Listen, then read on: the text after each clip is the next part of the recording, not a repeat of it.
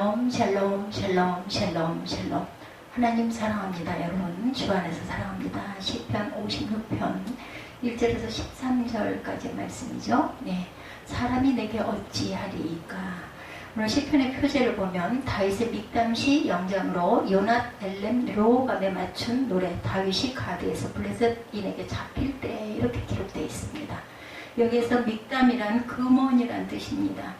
예, 금원, 즉 이 시대는 다윗이 평생 동안 금원처럼 여겼던 시로 다윗이 가드로 피신 같다 블레셋 사람에게 잡혔을 때로 회상하며 쓴 다윗의 신앙 고백이 담긴 시이다. 이 시는 시대가 아니라 이 시는 다윗이 평생 동안 금원처럼 여겼던 시로 다윗이 가드로 피신 같다 블레셋 사람에게 잡혔을 때를 회상하여 쓴 다윗의 신앙 고백이 담긴 시이다.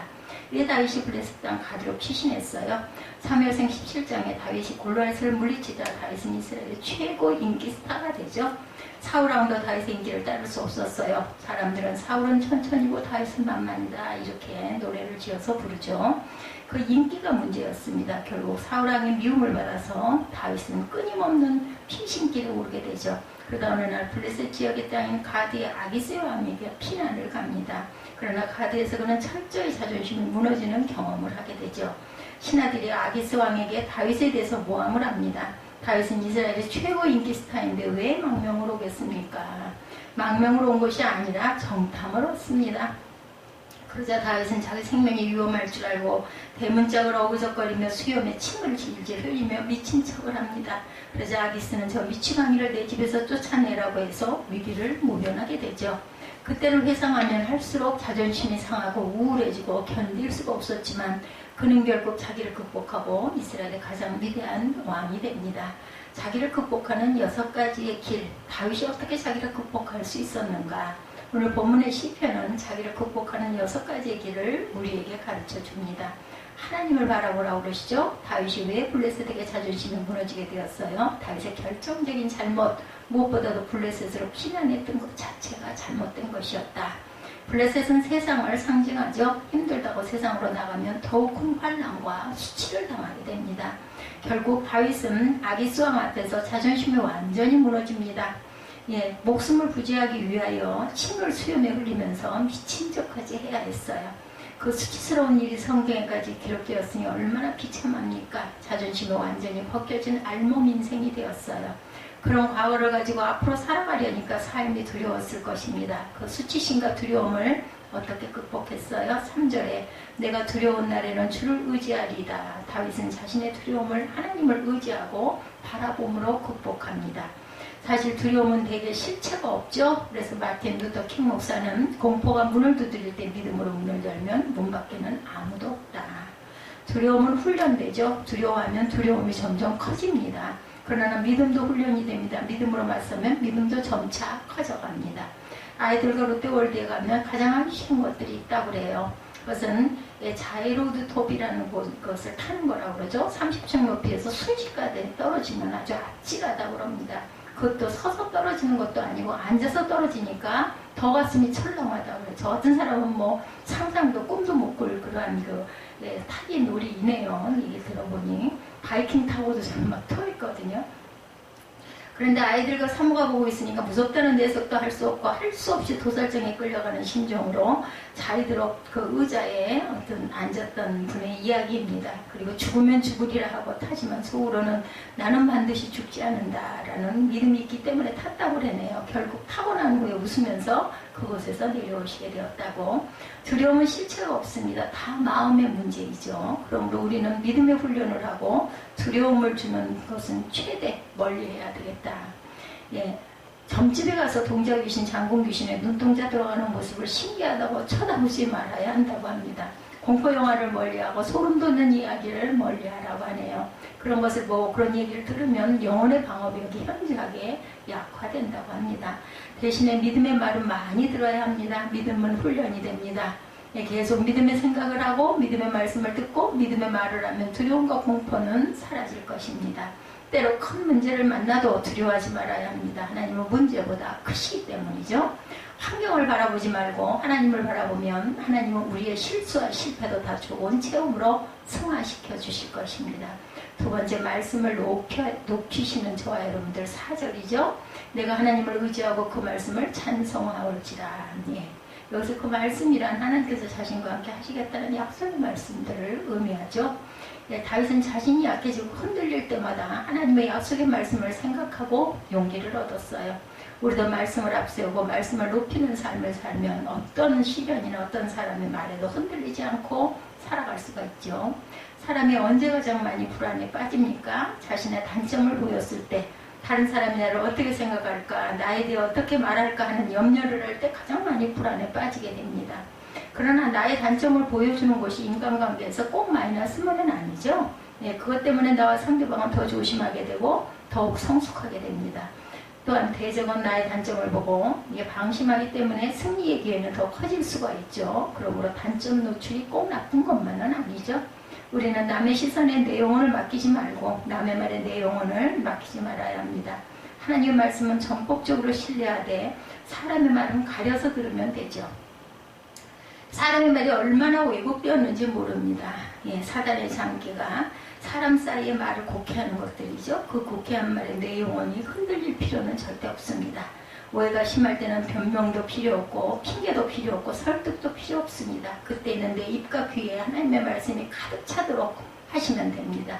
그러면 하나님께서 오해를 풀 수 있는 기회를 주시고 우리의 영혼은 더욱 빛나게 될 것입니다. 전자제품이 작동되려면 전류가 입력단지로 들어가 전선을 따라 순환하고 출력단지로 나오는 일이 계속되어야 하죠. 마찬가지로 사람이 영혼을 활력 있게 만드는 영적 전류, 그것은 바로 하나님의 말씀이죠. 그때 말씀의 입력단자는 귀이고 출력단자는 입입니다. 그래서 하나님의 말씀이 귀로 들어가게 하고 하나님의 말씀이 입으로 말씀이 나오게 하면 그 사람이 영혼에 불이 켜지면서 항상 활력이 넘치는 성령 충만한 영혼이 될 것입니다. 사람이 자기의 입으로 무엇을 자랑하는가 하는 것에 그 사람의 사람됨이 나타납니다. 가끔 보면 시시한 것을 자랑하는 분들이 있죠. 사람들은 그것을 열등감의 표시다 이렇게 봅니다. 그러나 우리가 하나님을 자랑하고 말씀을 높일 때 사람들은 우리 영혼의 무게를 느끼게 됩니다. 그처럼 하나님의 말씀을 높이는 사람은 결코 사람의 말에 귀찮게 되지 않을 것이죠. 세 번째, 눈물을 많이 흘려야 합니다. 본문 8절이죠. 나 유리함을 주께서 계수하셨으니 나의 눈물을 주의 병에 담으소서. 이것이 주의 책에 기록되지 아니하였나이까. 다윗은 하나님께서 자신의 환난을 하나까지 다스리시고 자신의 눈물 한 방울도 주의 병에 담을 정도로 헛되게 하지 않으신다 이렇게 고백합니다. 왜 하나님께서 다윗의 환난과 눈물을 기억하십니까? 큰 상급으로 갚아주시기 위해서입니다. 그러므로 우리는 거룩한 눈물을 많이 흘려야 합니다. 왜 하나님께서 다윗의 환난과 눈물을 기억하신다고요? 상급으로 갚아주시기 위해서. 그러므로 우리는 거룩한 눈물을 많이 흘려야 한다는 거죠. 눈물에는 거짓과 헛됨이 없죠. 눈물을 흘린 만큼 상처 치유의 역사가 나타나고 사람을 움직이고 하나님을 움직일 수 있습니다. 오늘날 가장 큰 문제는 눈물이 메마른 거예요. 우리는 눈물이 있는 교회, 눈물이 있는 성도들이 되어야 할 줄 믿습니다. 나라와 민족을 위해 눈물이 있어야 하고 어려운 이웃을 위해서 눈물을 흘려야 합니다. 성교사들을 위해서 눈물을 흘려야 하고 나의 죄 때문에 흘리는 눈물이 있어야 하고 주님의 은혜를 생각하는 눈물이 있어야 합니다. 그 눈물은 한 방울도 헛됨이 없이 주님의 눈물병에 담기고 결국 그 눈물 후에 기쁨으로 단을 가지고 돌아오는 역사가 있게 되죠. 주님은 십자가에서 다 이루었다 이렇게 말씀하셨어요. 그 선언이 있기까지 주님을 흘렸던 피와 땀과 눈물을 우리는 기억해야 합니다. 주님은 정말 복되게 사셨죠. 내가 이 일을 원한다는 삶을 살지 않고 하나님이 이 일을 원하신다 이런 삶을 사셨어요. 그래서 피와 땀과 눈물이 있었지만 그래도 가장 행복하게 사셨죠. 특별히 눈물은 노력을 상징합니다. 우리는 최선을 다해 노력해야죠. 행복은 눈물에 비례합니다. 게으른 사람은 행복할 수가 없어요. 땀과 눈물을 가진 사람은 행복하게 될 것이고 이미 행복한 사람이죠. 성공자와 실패자의 가장 큰 차이, 성공자와 실패자는 학력, IQ, 성격 등에서 별로 큰 차이가 없어요. 진짜 큰 차이는 생각과 사는 태도에서 차이가 납니다. 게으르면 실패하고 부지런하면 성공합니다. 성공자는 기도실에서 연구실도 좋아하지만 되게 사람도 잘 챙깁니다. 부지런히 사람의 관심을 표하죠. 보통 사람은 귀찮아서 안 하죠. 근데 성공의 기회는 되게 다른 사람을 통해서 오기 때문에 사람에게 예, 깊은 관심을 가져야 합니다. 대화가 서투르면 이메일을 사용하면 되죠. 예, 무심히 나의 펜을 들어야 합니다. 열심히 나의 펜을 들어야 되죠. 예, 인맥이 참 중요한 시대가 되었어요. 무엇이든지 노력과 관심이 없으면 성공할 수가 없습니다. 몸도 부지런해야 하고, 예, 그렇지만 머리도 또한 부지런해야 합니다. 열심히 노력하고 연구해서 자신의 강점을 키우고 핵심 역량을 키워야 한다는 거죠. 내가 공동체를 위해 어떤 성과를 낼 것인가를 생각하고 미래를 일궈내는 안목을 키우고 미래에 내가 어떤 위치에 설 것인가에 대한 그림을 계속 그려야 합니다. 때로는 자기 마케팅도 필요합니다. 자기만의 노하우가 있어야 합니다. 그리고 무엇보다 잊지 말아야 할 것은 내가 거룩한 사역에 공헌하려는 마음을 가지고 있는가, 그리고 실제로 공헌하고 있는가를 항상 생각해야 합니다. 그럼 모든 일에 눈물이 있어야 되죠. 그냥 아무 생각 없이 살면서 행운이 찾아오기를 바라지 말아야 합니다. 특별히 우리는 새벽 시간에 정복자가 되어야 합니다. 우리가 하루에 첫 시간을 말씀과 기도로 시작하면서 하나님께 매달리면서 하나님께서 자기 마케팅 전략도 알려주시고 자기만의 노하우를 가진 일도 보여주실 것이고 성공의 중요한 자산인 온유함과 담대함도 주실 것이고 인맥도 만들 수 있는 지혜도 주실 것입니다. 신맥이 흔들리면 인맥은 반드시 따라올 것이고, 예, 신맥이 튼튼하면 인맥은 반드시 따라올 것이고 성공의 길과 자기 극복의 길도 활짝 열릴 것이다. 네 번째, 승리를 확신하시기 바랍니다. 다윗은 어떤 환경에서도 하나님의 도우심을 확신하고 승리를 확신합니다. 본문 9절이죠. 내가 아뢰는 날에 내 원수가 물러가리니 하나님이 나를 도우심일 줄 아나이다. 우리가 성경 지식은 잘 몰라도 하나님은 나를 도와주실 것이고 나는 반드시 승리할 것이다 라는 확신만은 잃지 말아야 합니다. 마귀의 가장 큰 일, 우리의 마음에 패배감을 심는 일들이죠. 너는 이제 안 된다. 너는 이제 희망이 없다. 뒤에서 다 너를 욕한다. 사는 게 아니다. 그 마귀의 속삭임에 절대로 빠지지 마십시다. 우리는 믿음으로 생각하고 믿음으로 고백해야 할 줄 압니다. 내게 능력을 주시는 자 안에서 내가 모든 것을 할 수 있나이다. 아멘. 네. 아직도 내게는 소중한 것이 있다. 가진 것이 없을 때 성공하면 진짜 성공이다. 진짜 성공을 이뤄보자. 하나님 저에게 믿음과 용기와 지혜를 주옵소서. 제주도 중요하고 수단도 중요하고 인맥도 중요하지만 가장 중요한 것 확신이죠. 지금 유명한 설교가들 중에 어렸을 때 웅변하는 사람들이 많았다고 그러네요. 같은 말을 해도 웅변을 하는 사람이 말하면 가슴이 아주 짜릿짜릿하다는 거죠. 믿음이 더 생기는 것 같습니다. 근데 말더듬이가 하면 있던 믿음도 답답해지겠죠. 그래도 하나님께서 도와주시니 설교자가 되신 어떤 그 말더듬을 열심히 어렸을 때 했던 분의 간증이 있습니다. 지금은 만나는 사람마다 목사님이 말을 더듬었다는 거 도저히 믿을 수가 없습니다 라고들 하신다고 합니다. 말을 더듬으면 어때요? 말은 잘못해도 거짓말은 안 하게 된다라는 거죠. 때로는 말을 잘하는 사람도 말을 더듬을 필요가 있어요. 그래서 하나님께서 방언을 주셨다 이런 이야기도 듣습니다. 하나님께서 원하시는 것은 화려한 일이 아니죠. 화려한 말은 사람의 마음을 움직일 수 있지만 하나님의 마음을 움직일 수는 없다라는 것. 말은 못해도 감사합니다, 잘했습니다, 사랑합니다 이런 말을, 그런 그 말을 열심히 할 줄 알아야 되겠죠. 네.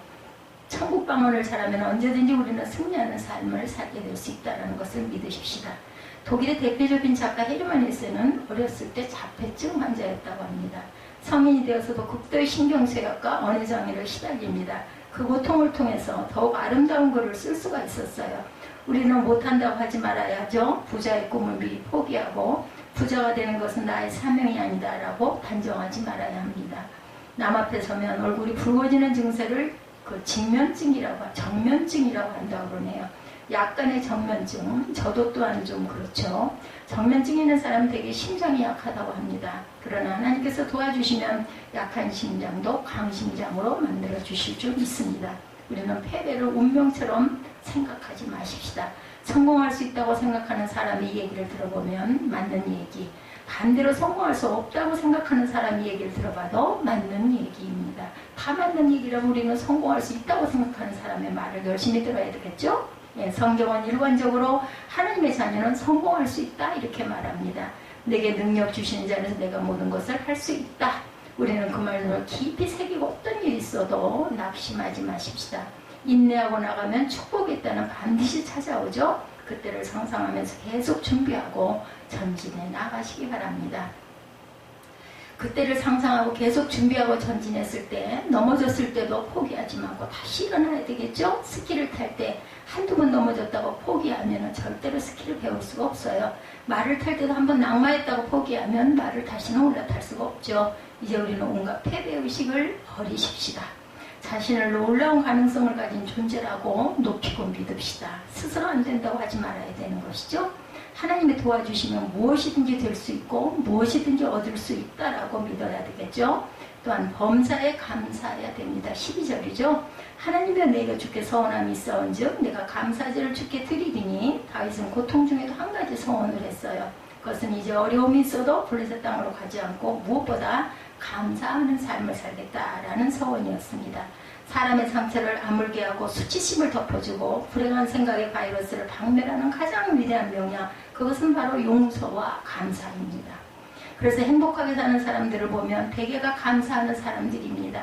그런 식으로 살면 주변 사람들이 다 도망가 버리고 그러면 성공할 수도 없고 행복할 수도 없죠. 반면에 이 세상에서 제일 매력적인 사람이 있어요. 남을 높여주고 범사에 감사하는 사람이죠. 그러면 한 사람 한 사람 내 곁으로 다가오게 될 것입니다. 그래서 성공하겠다고 성공 비결을 찾고 성공 강연을 듣지만 어떤 놀라운 성경 비결보다 중요한 것은 범사에 감사하는 삶.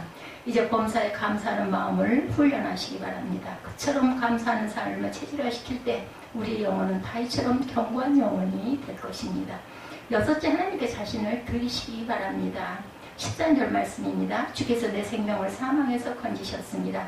주께서 나로 하나님 앞 코람데오 앞에 생명의 빛에 다니게 하시려고 실족지 않게 하지 아니하셨나이까? 아멘. 왜 하나님께서 다윗을 블레셋에서 극적으로 건져주셨어요? 하나님 앞에서 빛된 삶을 살라는 뜻이었다고 다윗은 고백합니다. 왜 하나님께서 우리를 구원하셨어요? 이제 구원받은 자로 하나님 앞에서 헌신된 삶을 살라는 하나님의 뜻이죠. 바로 거기에 자기 극복의 가장 위대한 길이 있습니다. 자기를 극복하는 가장 위대한 길은 나는 나를 극복할 수 없다는 것을 알고 자신을 하나님께 온전히 드리는 것입니다. 그런 헌신이 빠진 자가 헌신이 빠진 자기 극복은 니체의 초인 사상과 다를 것이 하나도 없습니다. 진짜 신앙은 자기 극복이 있지 않고 자기 헌신에 있다라는 것. 결국 자기를 헌신하는 자가 자기를 극복할 수 있죠. 예. 왜 선교와 구제를 강조합니까? 선교사를 도우면서 자기 자신도 돕게 되기 때문이고 이웃을 행복하게 하면서 자기 자신도 행복하기 때문입니다. 극단적으로 말하면 자기 헌신이 없는 자기 극복은 일종의 무신론, 기복주의입니다. 오늘날 많은 사람이 불행하게 되는 이유는 자기를 높이는 것을 자기 극복의 길이라고 오해하기 때문입니다. 그렇다면 부귀영화를 가진 사람은 다 자기 극복의 천재들이 되어야 합니다. 그러나 그렇지 않죠. 예, 물론 사람이 살면서 사닥다리를 한 계단씩 올라가는 것도 필요하지만 더욱 중요한 것은 현재 그 단계에 헌신하는 것입니다. 얼마 후에 자기의 역량이 커져 사닥다리를 또 한 계단 올라가면 또 그 단계에서 헌신해야 합니다. 목회자가 50명 교회를 100명 교회로 만들고 100명 교회를 1000명 교회로 만드는 것은 성취감은 주겠지만 그것은 진정한 자기 극복의 길은 아니겠죠. 사업을 키우고 아파트 평수를 늘리는 것도 자기 극복의 길은 아닙니다. 큰 꿈과 비전을 가지고 나가면서도 현재 위치에 최선을 다해 하나님께 자기를 드릴 줄 아는 것이 자기 극복의 길입니다. 우리는 가끔 자신의 모습을 보고 실망할 때가 있죠. 아니 내가 신앙인으로 이런 모습을 보이면 되나 그러면서도 열심히 자기 수용을 또한 합니다. 예, 감정을 누르고 욕망을 누르고 살죠. 그리고 그것을 성도됨의 표시로 생각합니다. 그럼 일시적인 성취감이 있을지라도 한번 감정과 욕망이 폭발하면 사람 무너지는 것은 순식간입니다. 그러므로 우리는 스스로 무엇을 하겠다고 하기보다는 시시때때로 하나님 앞에 우리를 드리는 것이 중요합니다. 그러므로 우리는 항상 단점이 노출되고 수치심이 클 때도 하나님께 우리 자신을 드리면 그때가 오히려 영혼이 성숙되는 기회가 된다는 것을 깨닫게 되겠죠. 나는 예수가 없으면 희망이 없구나. 그때 우리는 주님의 보혈의 공로가 얼마나 소중한지 느끼게 되고 보혈의 공로를 의지하며 나 자신보다 주님을 향해 조금 더 나아가게 되겠죠.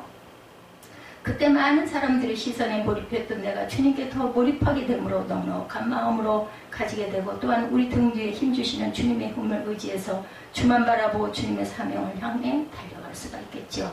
그처럼 내 뜻이 사라지고 주님 뜻이 부각되고 세상과 나는 사라지고 부족한 주님만 보이게 될 때 우리의 영혼은 무적의 영혼이 될 것입니다.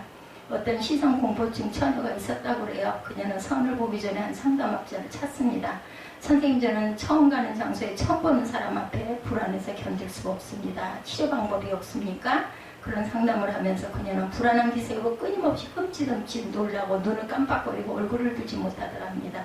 그래서 상담자는 시선공포증 극복 방법을 가르쳐 줍니다. 매일 아침과 저녁에 3분씩 거울 앞에 서서 거울에 비친 자기 얼굴을 똑바로 주시해라. 자기 얼굴이라면 시선을 돌리지 않고 똑바로 바라볼 수 있는 거죠. 네, 그래서 잘하는 요령으로 처음에는 자기 이마를 보다가 익숙해지면 자기 눈을 응시하라고 했다 그래요. 그렇게 계속하니까 남의 얼굴을 보는 것이 비교적 편해졌답니다. 사람이 거울을 바라보고 자기를 바라봐도 이렇게 변할 수 있는데 영적인 눈을 크게 뜨고 하나님을 바라보면 무슨 두려움이 있겠습니까? 우리는 할 수 없지만 하나님은 하실 수 있죠. 우리는 불완전하지만 하나님은 완전합니다. 어차피 우리는 넘어지고 깨지고 실망하고 낙심에 빠지는 연약한 존재들이죠. 그처럼 우리는 완전한 삶을 살 수는 없지만 완전하신 하나님께 나아갈 수는 있습니다. 하나님은 우리에게 완벽함은 주시지 않았지만 완벽하신 주님을 향해 나갈 수 있는 믿음을 주셨습니다.